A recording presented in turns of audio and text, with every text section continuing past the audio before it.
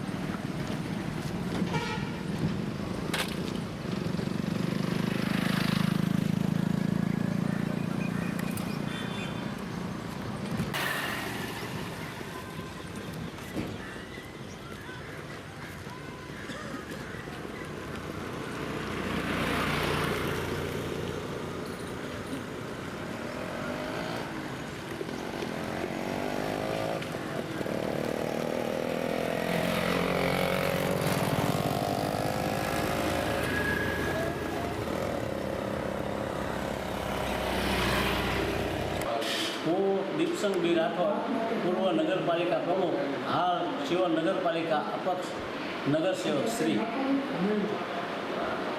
અત્યારે હું શિહોર નગરપાલિકાના પ્રમુખ શ્રી, ચેરમેન શ્રી અને ચીફ ઓફિસર શ્રીને જાણ કરું છું કે વર્ષોથી નગરપાલિકાના ઇતિહાસમાં જ્યારે ચોમાસું આવતું હોય છે ત્યારે પ્રી મોન્સૂનની કામગીરી થતી હોય છે. તો હું અત્યારે લેખિતમાં રજૂઆત કરું છું કે શિહોરની ગૌતમી નદી અત્યારે ગૌતમી ગંગા છે, ગટર બની રહી છે. ત્યારે ચોમાસાની અંદર તમે જોવા જશો તો સુલતાના દરવાજા આગળ અનેક લોકોએ ઠાઠોળ ઠલવી અને ઝેરી અલંગનું બારડથી બારડ ધોવાનું કામ કરી અને આખી નદીને ગટરયુક્ત અને ઝેરી બનાવી દીધી છે.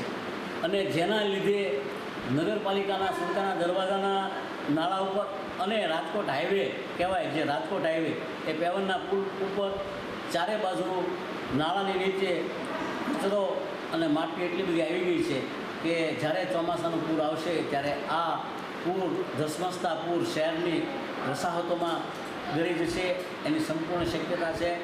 અને રસ્તાઓ બંધ થઈ જશે અને 1.5 કલાક સુધી હાઈવે જામ થઈ જાય છે. એ દ્રશ્યો પરિવાર થવાની સંપૂર્ણ દહેશત હું વ્યક્ત કરું છું.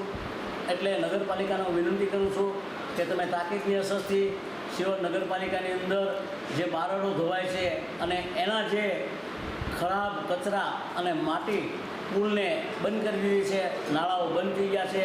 અને આ નદીમાં જ્યારે ચોમાસાના પાણી આવશે ત્યારે પ્રાણીઓ, પક્ષીઓ અને પશુઓ એ પાણી પીશે ત્યારે પશુઓ મૃતપાય અવસ્થામાં ચાલ્યા જશે. એની એક જીવદયા તરીકે પણ મારી નગરપાલિકાને વિનંતી છે કે તમે જાગો અને પ્રી મોન્સૂનની કામગીરી કરો. વર્ષોથી પ્રી મોન્સૂનની કામગીરી ચાલતી હોય છે. હાલમાં કોઈ પ્રી મોન્સૂનની કામગીરી નથી. તો સુલતાના દરવાજા આગળ નગરપાલિકાના જવાબદાર પટ્ટાવાળાને જાણ કરો કે ત્યાં આગળ જે બારડો ઝેરી ઠલવાય છે એ બંધ કરાવો, લોકોનું ઠાઠણ નાખવામાં આવે છે નદીમાં એ બંધ કરાવો અને સુલતાના દરવાજાનો પુલ સંપૂર્ણ રીતે સાફ કરાવો.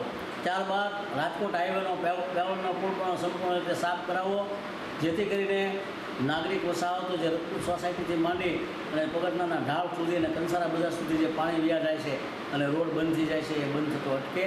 અને ત્યારબાદ ગોપાલનગર એક એવો વસાહત છે કે જ્યાં નગરપાલિકાએ એક પુલ બનાવ્યો છે. એ પુલની અંદર અત્યારે કેટલી માટી છે, એ પુલની આજુબાજુ કેટલાય હવા છે, કેટલાય કાંટાઓ છે.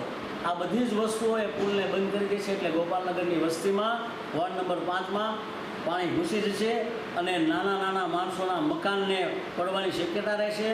તો તાકીદની અસરથી ગોપાલનગરનો જે પુલ નગરપાલિકાએ બનાવ્યો છે એ ભૂંગળાઓ જેસીબીથી સાફ કરાવી બે બાજુ પાળો બનાવો અને સંપૂર્ણ નદી સાફ કરાવો.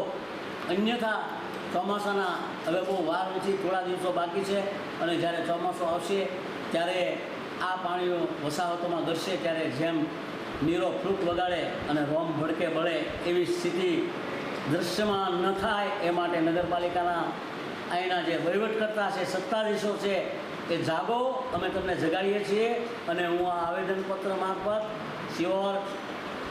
શિહોરના મામલતદારશ્રી તથા પ્રાંત ઓફિસરશ્રી અને નગરપાલિકાના ચીફ ઓફિસરને જાણ કરું છું કે જ્યારે રાજકોટ હાઈવે જામ થાય છે ત્યારે અધિકારીઓને દોડાદોડી કરવી પડે છે અને લોકો બબે અઢી કલાક સુધી પોતાના અગત્યના કામ હોય કોઈ માણસની જિંદગી જોખમમાં હોય ત્યારે વાહનો બંધ થઈ જાય છે.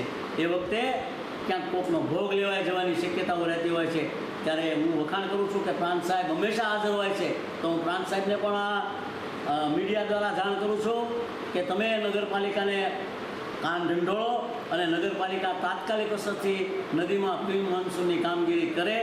અન્યથા આવતા દિવસોમાં જે નુકસાન થશે, આવતા દિવસોમાં જે જનતાને ભોગવવું પડશે એની જવાબદારી સંપૂર્ણ નગરપાલિકાની આ બોડીની રહેશે એવું હું મારું લેખિતમાં અહીં જાણ કરું છું. અને મીડિયા દ્વારા કલેક્ટરશ્રી તથા પ્રાંત સાહેબશ્રીને હું જાણ કરું છું કે તાત્કાલિક અસરથી એક ટીમ મૂકો અને સર્વે કરાવો કે નદીમાં કેટલી ગંદકી છે, કેટલી માટી છે, કેટલા નાળા બુરાઈ ગયા છે એની ચકાસણી કરી અને નાળાની અંદરથી જેસીબી લાવો અને તમામ ભૂંગળા કે નાળાઓ સાફ કરી અને પ્રી મોન્સૂનની યોગ્ય કામગીરી કરો, જેથી આવતા દિવસોમાં કોઈ મોટી હોનારત ન બને, લોકોને ક્યાંય સહન ન કરવું પડે.